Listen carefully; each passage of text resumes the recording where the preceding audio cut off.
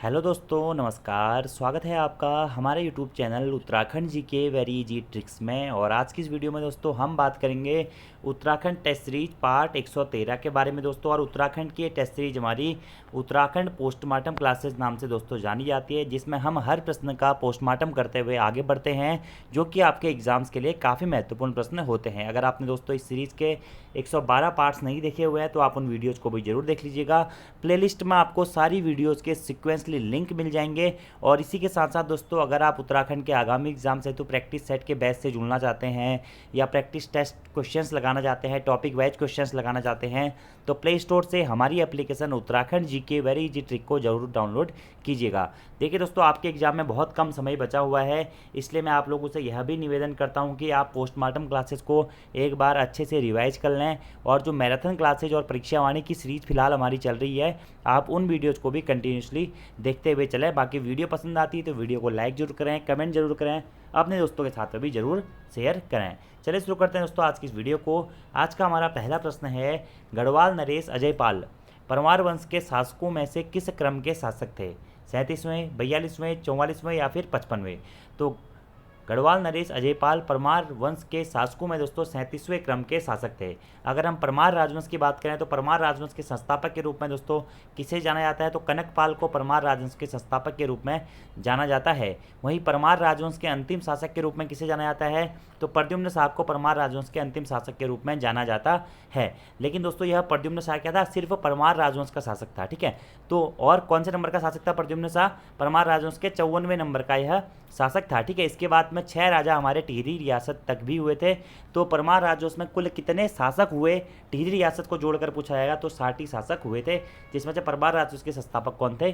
कनकपाल थे। अब यहाँ पर दोस्तों आपको अजयपाल के बारे में पूछा गया है। तो अजयपाल परमार राजवंश के 37वें नंबर के शासक थे, जो कि 1490 से लेकर के दोस्तों 1519 तक अपने राजगद्दी पर बैठे थे, ठीक है। 1490 से 1519 लगभग 29 साल दोस्तों यह शासक रहे थे। और काफ़ी महत्वपूर्ण दोस्तों अजयपाल परमार राजवंश की दृष्टि से, क्योंकि राहुल सांकृत्यायन जी ये कहते हैं कि अजयपाल ही परमार राजवंश का संस्थापक था। तो अगर पूछा जाए कि परमार राजवंश का संस्थापक कौन था, तो कनकपाल। लेकिन परमार राजवंश का या संपूर्ण गढ़ राजवंश का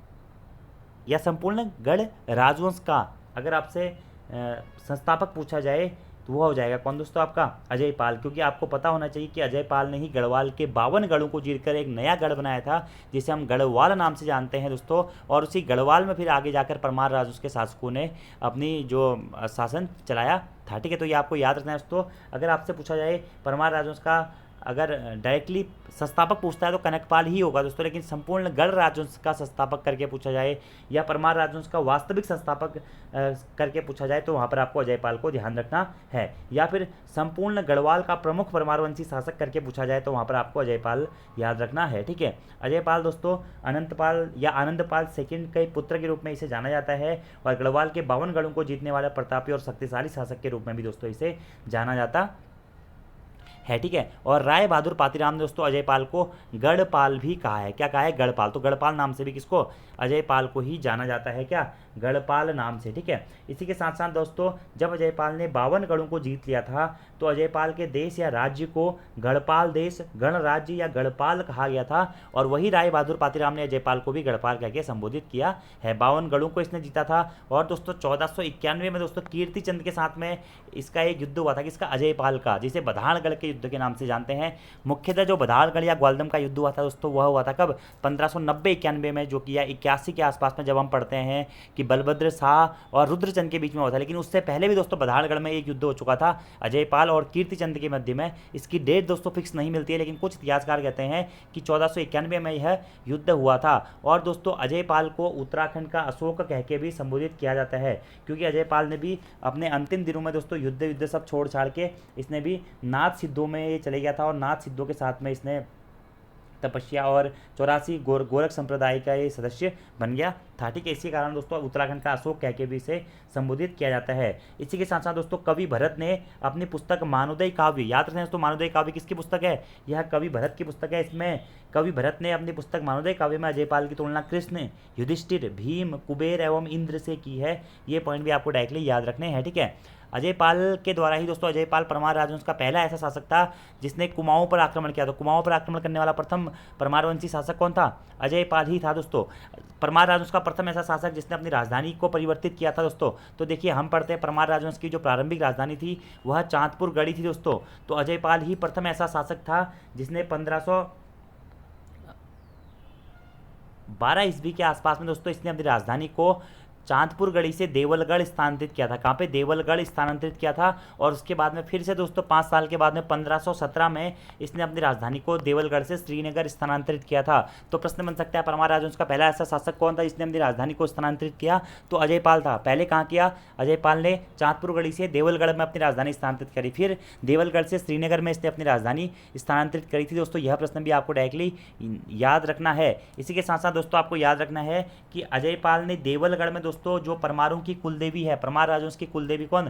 राज राजेश्वरी देवी का मंदिर भी देवलगढ़ में किसके द्वारा? अजय पाल के द्वारा ही बनाया गया था। अजय पाल के द्वारा ही दोस्तों देवलगढ़ में सत्यनाथ भैरव गुफा का जीर्णोद्धार कराया गया था। अजय पाल के द्वारा ही दोस्तों श्रीनगर में कालिका देवी मठ का निर्माण करवाया गया था। कालिका देवी मठ का निर्माण कराया गया था। अजय पाल के द्वारा ही दोस्तों श्रीनगर में अपने राजभवन का निर्माण कराया गया था। यह प्रश्न दोस्तों आपको याद रखना है। और एक और प्रश्न पूछा जाता है कि अजय पाल का भवन बाढ़ में कब बहा था? तो 1803 में दोस्तों जब बाढ़ आई थी भयंकर, तो उस टाइम पे अजय पाल का जो भवन था वह बह गया था, लेकिन उसके कुछ अवशेष बच गए थे। तो उसके बाद में अगला प्रश्न आता है कि अजय पाल का भवन पूर्णतः कब ध्वस्त हुआ था? तो 1804 में अजय पाल का जो भवन था भूकंप से पूर्णतः ध्वस्त हो गया था। यह प्रश्न दोस्तों बहुत महत्वपूर्ण है। गढ़वाल का अशोक इसे कहा जाता है। प्रोफेसर अजय सिंह रावत जी ने अजय पाल की तुलना अशोक से की हुई है। ठीक है, गढ़वाल का कृष्ण भी दोस्तों अजय पाल को ही कहा जाता है। ये पॉइंट भी दोस्तों आपको डायरेक्टली याद रखना है। इसी के साथ साथ में अजय पाल ने ही दोस्तों क्या सरोला ब्राह्मणों की नियुक्ति करी थी। सरोला ब्राह्मणों की नियुक्ति का श्रेय भी अजय पाल को ही जाता है।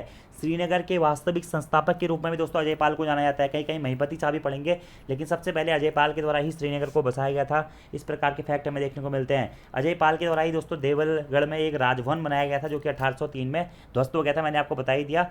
ठीक है, 1803 में भूकंप द्वारा ध्वस्त हो गया था। ठीक है, और 1804 में भी दोस्तों हमारा भूकंप के द्वारा ही ध्वस्त हुआ था। फिर 1894 में दोस्तों एक बाढ़ आई थी। तो 1894 में जो विनाशकारी बाढ़ आई थी उस टाइम पे पूर्णतः बह गया था। अभी मैंने शायद आपको आगे 1804 बताया था, तो आपसे सही कर लीजिएगा 1894 होगा। ठीक है, 1803-4 के भूकंप में ध्वस्त हुआ था। इसी के साथ साथ अजय पाल ने सत्यनाथ भैरव मंदिर, गौरजा मंदिर, लक्ष्मी नारायण मंदिर, सभा मंडप आदि का जीर्णोद्धार भी कराया था। ठीक है, और बद्रीनाथ मंदिर का निर्माण प्रारंभ या बद्रीनाथ मंदिर का जो निर्माण है वह प्रारंभ भी अजय पाल के द्वारा कराया गया था, ऐसा कहा जाता है दोस्तों। वैसे मूलतः उसे शंकराचार्य जी के द्वारा बनाया गया था। ठीक है, ये भी आपको डायरेक्टली याद रखना है। और हैमिल्टन का दोस्तों ये मानना है कि अजय पाल गढ़वाल राजवंश का प्रथम स्वतंत्र शासक था। कुमाऊं पर आक्रमण करने वाले प्रथम शासक के रूप में भी अजय पाल को ही जाना जाता है। अजय पाल के द्वारा दोस्तों एक आपका पाथा भी चलाया गया था। अनाज के मापीकरण हेतु या अनाज के मापतौल हेतु दोस्तों एक प्रसिद्ध पाथे का प्रचलन किया था अजय पाल ने, जिसे धूली पाथा कहा जाता है। क्या? धूली पाथा। और इसे दोस्तों अजय पाल का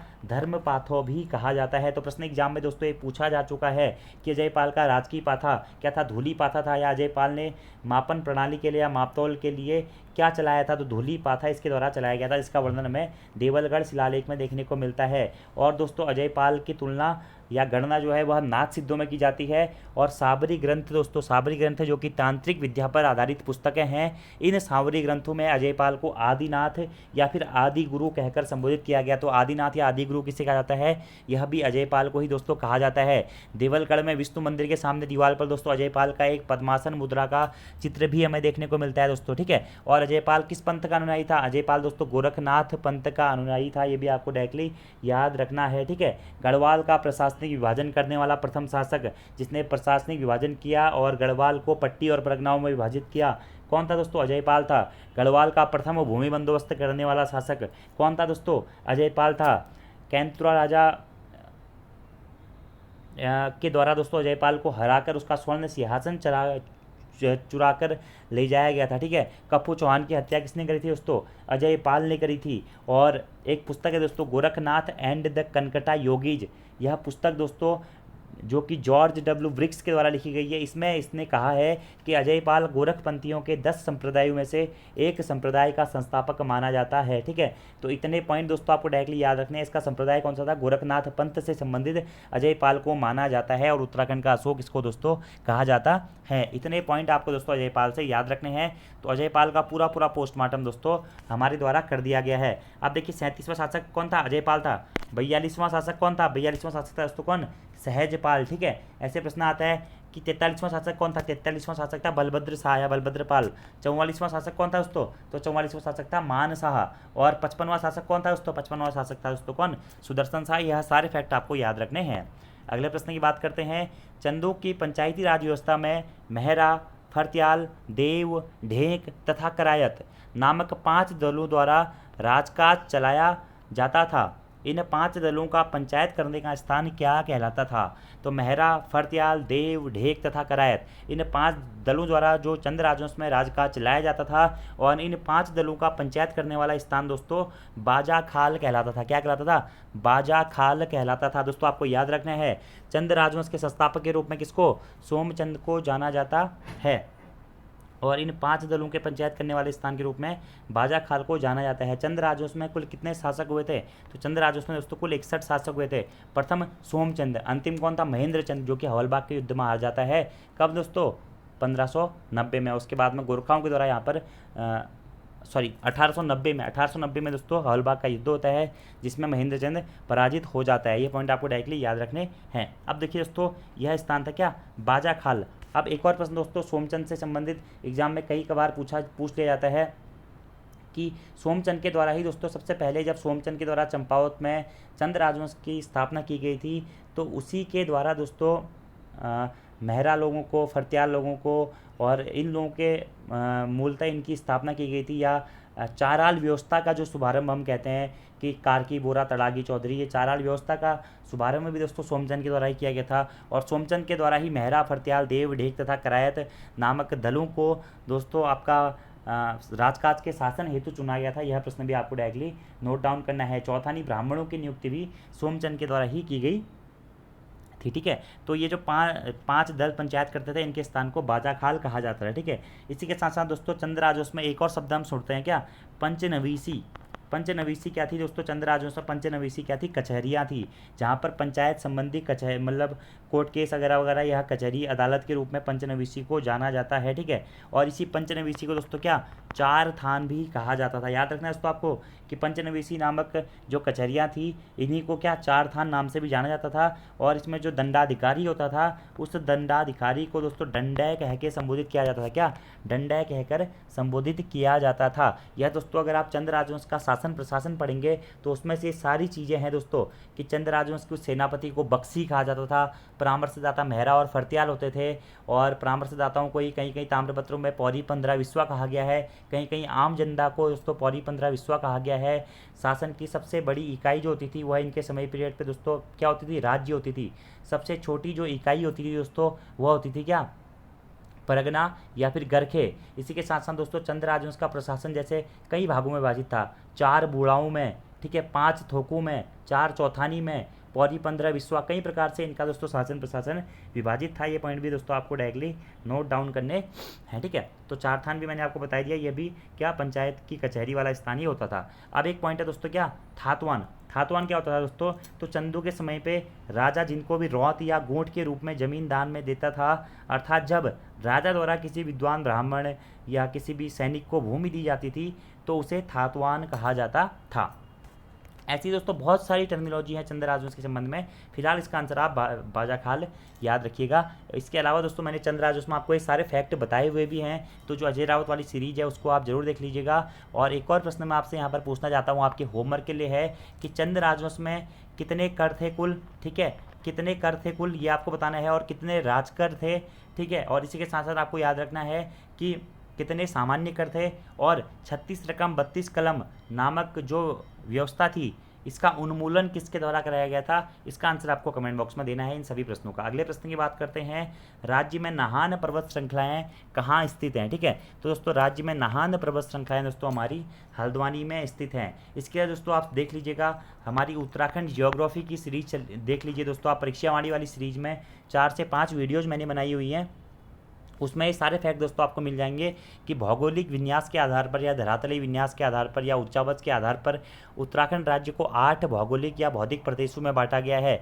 सबसे दक्षिण में है गंगा का मैदानी क्षेत्र, उसके उत्तर में तराई क्षेत्र, उसके उत्तर में भाबर क्षेत्र, उसके उत्तर में शिवालिक क्षेत्र, उसके उत्तर में दून या द्वार क्षेत्र, उसके उत्तर में लघु या मध्य हिमालय क्षेत्र, फिर उसके उत्तर में बृहत या उच्च हिमालय क्षेत्र, और सबसे उत्तर में है दोस्तों हमारा क्या? ट्रांस हिमालयी क्षेत्र। इन 8 भौगोलिक विभाजन में उत्तराखंड को बांटा गया है, जिसमें से नाहान पर्वत श्रृंखलाएं दोस्तों कहाँ पे हमारी हल्द्वानी में स्थित हैं। ठीक है, याद रखना है आपको। ठीक है, और अगर आपसे पूछा जाता है कि उत्तराखंड की सबसे ऊंची पर्वत श्रृंखला कौन सी है दोस्तों, तो उत्तराखंड की सबसे ऊंची पर्वत श्रृंखला है नंदा देवी पश्चिमी पर्वत श्रृंखला, जिसकी ऊंचाई है 7,817 मीटर। यह चमोली जनपद में स्थित है, और राज्य की अधिकांशतः जो उच्चतर पर्वत श्रृंखलाएं हैं दोस्तों वह किस जनपद में स्थित हैं, तो वह चमोली जनपद और उत्तरकाशी जनपद में स्थित हैं। और किस हिमालय में स्थित है, तो बृहत हिमालय या उच्च हिमालय, जिसे दोस्तों हिमाद्री नाम से भी जाना जाता है या मुख्य हिमालय नाम से भी जाना जाता है। इसमें दोस्तों उत्तराखंड की सबसे ऊंची पर्वत चोटियाँ स्थित हैं। ये सारे फैक्ट आपको याद रखने हैं। अगले प्रश्न की बात करते हैं दोस्तों, प्रागैतिहासिक उत्तराखंड या प्रागैतिहासिक उत्तराखंड निम्न में से किसकी रचना है? शिव प्रसाद डबराल जी की, राहुल सांकरैन जी की, विजय राम रतोड़ी जी की, या फिर सूरबीर सिंह पवार जी की?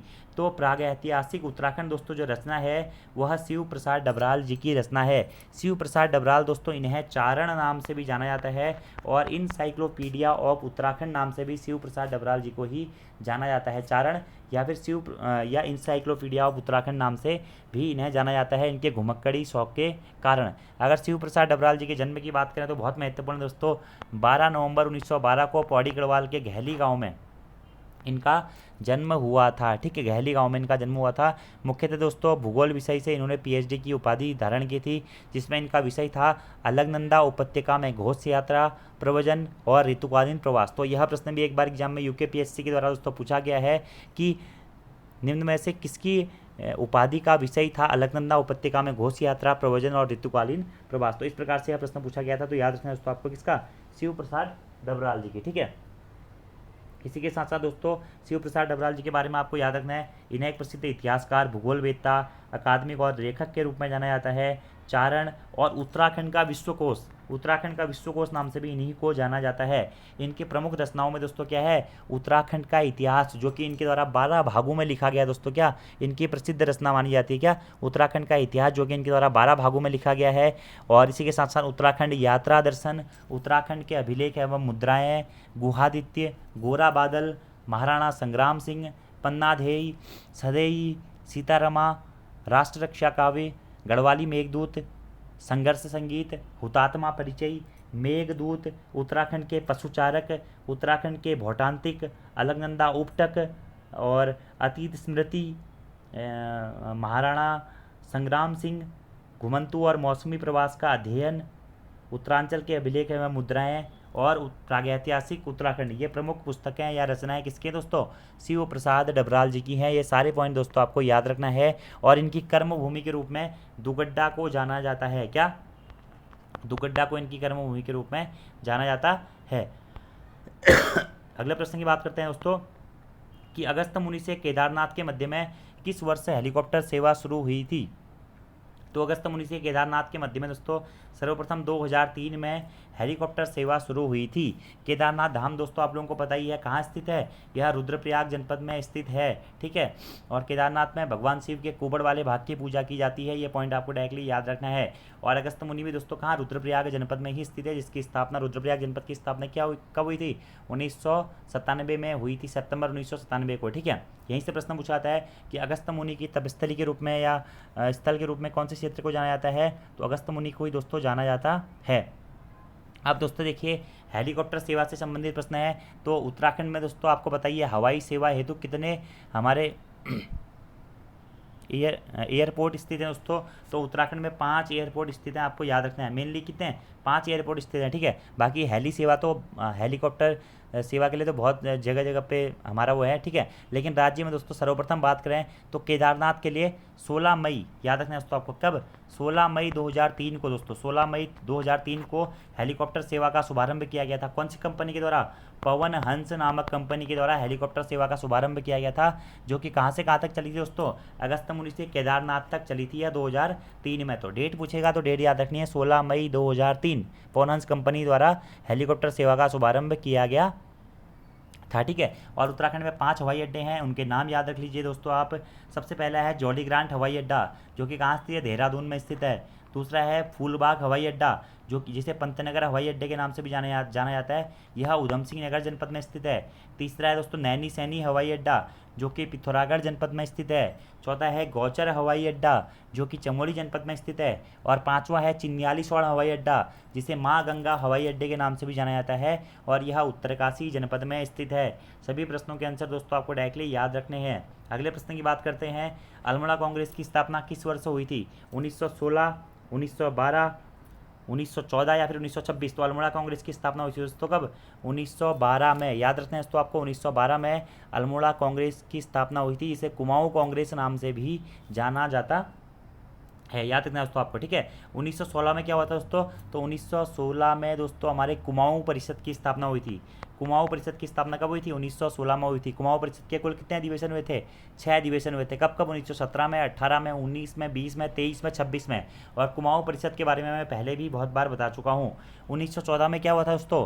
कुमाऊं में होम रूल लीग आंदोलन चलाया गया था। बद्रियत पांडे जी, चिरंजीवी लाल साहब, विक्टर मोहन जोशी जी, इनके द्वारा कुमाऊं में होम रूल लीग आंदोलन कब चलाया गया था? 1914 में। यह प्रश्न पूछा जा सकता है, अल्मोड़ा में होम रूल लीग आंदोलन की शाखा कब स्थापित की गई थी? 1914 में ही स्थापित की गई थी।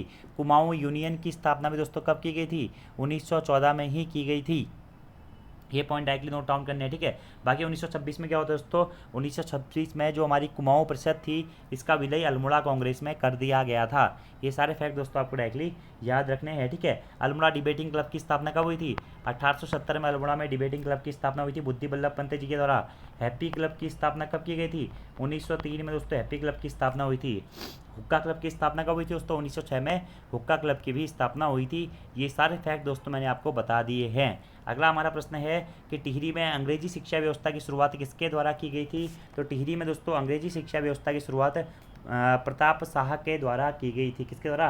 प्रताप शाह के द्वारा की गई थी, ठीक है। प्रताप शाह दोस्तों जो कि टिहरी रियासत के कौन से नंबर के? तीसरे, और परमार राजवंश के 57वें नंबर के शासक थे।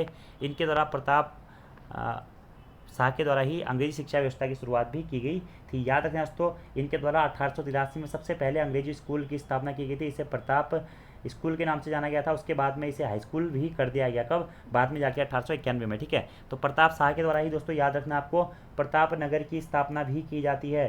तो प्रताप नगर की स्थापना प्रताप शाह के द्वारा कब की गई थी? 1877 में की गई थी दोस्तों, आपको ये याद रखना है, ठीक है। टिहरी नगर को आदर्श नगर बनाने का कार्य प्रताप शाह के द्वारा शुरू किया गया था। यह परमार राजवंश के 57वें नंबर का शासक था, और 1871 से लेकर के 1886 तक दोस्तों यह अपनी राजगद्दी पर बैठा था। राज्य में पुलिस या टिहरी रियासत में पुलिस विभाग की स्थापना भी प्रताप शाह के द्वारा ही की गई थी, ठीक है। और प्रताप शाह के द्वारा ही दोस्तों टिहरी से मसूरी और टिहरी से श्रीनगर तक राजमार्गों का निर्माण भी कराया गया था। प्रताप शाह के द्वारा ही दोस्तों खेण, पाला और बिसाह जैसी कुप्रथाओं का अंत भी किया गया था, ठीक है। इसी के साथ साथ दोस्तों प्रताप शाह के द्वारा ही टिहरी में चीफ कोर्ट की स्थापना भी की गई थी। प्रताप शाह के द्वारा ही दोस्तों पटवारियों की नियुक्तियां भी की गई थी टिहरी रियासत में, ठीक है। और प्रताप शाह के द्वारा भूमि बंदोबस्त भी कराया गया था, जिसे जूला पैमाइश या रजिस्ट्री व्यवस्था भूमि बंदोबस्त के नाम से भी जानते हैं, ठीक है। प्रताप शाह के द्वारा ही प्रताप प्रिंटिंग प्रेस दोस्तों टिहरी में खोला गया था।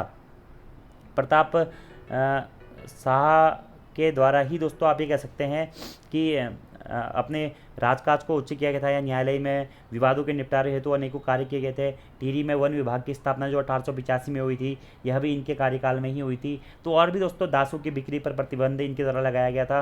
तो और भी कई सारे कार्य प्रताप शाह के शासनकाल में हुए थे।